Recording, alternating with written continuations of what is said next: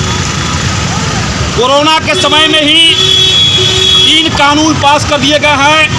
मोदी जी ने कहा था कि कोरोना को आपदा को हम अवसर में बदलने का काम करेंगे, और किसानों के लिए आपदा अवसर में नहीं बदला, ये व्यापारियों के लिए, जमाखोरों के लिए, आपको कारपोरेट घरानों के लिए आपदा अवसर में बदलने का काम किया।